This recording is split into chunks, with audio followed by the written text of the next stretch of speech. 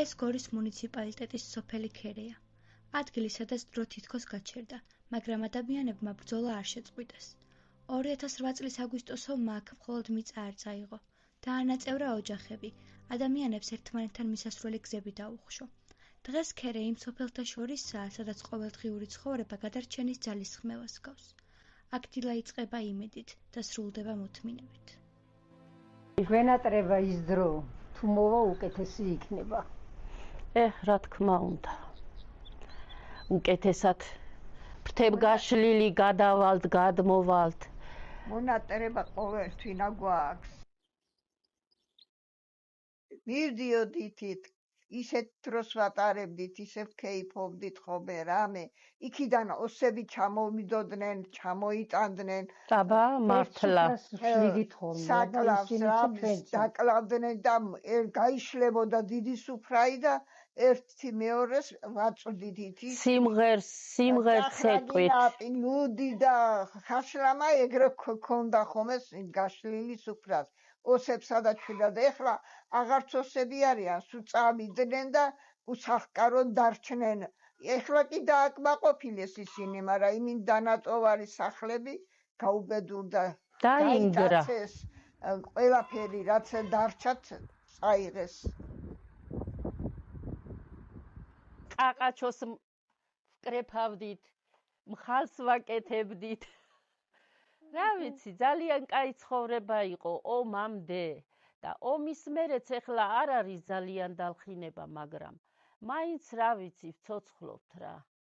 ვაიმე დედა რა იყო მართლა, რა კაი ცხოვრება იყო. ტრაქტორით წაგვიყვანდა ხოლმე ბიძა ჩემი და იყავით შვილო, იყავით, რა იყავით, რა რამდენ ხან გაჩერდებოდი.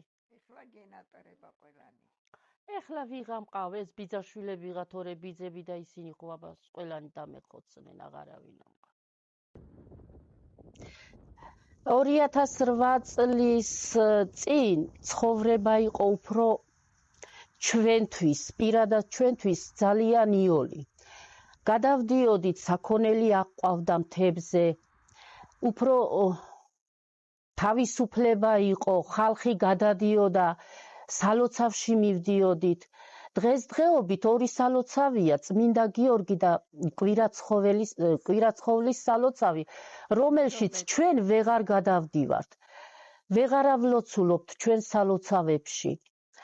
საქონლის გადაყვანაც ძალიან გვიჭირს, იმიტომ რომ შეიძლება ხასიქით გადავიდნენ და ჩვენი საქონელი გაიტაცონ, წაიყვანონ და აღარც დაგვიბრუნონ. 2008 წლამდე ახალგაზრდები პირადად მე ავდიოდით ხოლმე კვირაში ორჯერ სამჯერ ნადირობდით.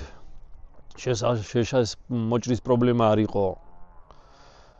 მაგრამ იმის მერე 2000 წლის მერე იქ ვიღა აგიშვებს აღარ ხდება ესე, ხდება ჩვეულებრივად თუ გადახვალ დაპატიმრება, მერე ჯარიმები. და ამიტომ ვერიდებით ხალხი აღარ ავდივართ ზემოთ. ჩვენ და საბედნიეროდ ჯერჯერობით საოკუპაციო ხაზის ქვემოთ ეს სასაფლაო, რომელიც არის ჩვენი სოფლის, ეს ეკლესიებიც არ არის მოყოლილი, მაგრამ არის დიდი ვარაუდი, რომ გარკვეული დროის მერე გადმოიწიოს სამხაზმა, ამზოლმა და მოყვეს ეს ყველაფერი იმათ მხარეზე, რასაც არ მოერიდებიან და გააკეთებენ. ამიტომ ღმერთის წყალობით იმედია ყველაფერი კარგად იქნება. იმედი აქ მაინც არსებობს, ჩუმი, მაგრამ ძლიერი. იმედი, რომელიც არ ქრება და ადამიანებს აგრძელებინებს ცხოვრებას. იმედი, რომ ერთ დღეს ყველაფერი თავის ადგილს დაუბრუნდება.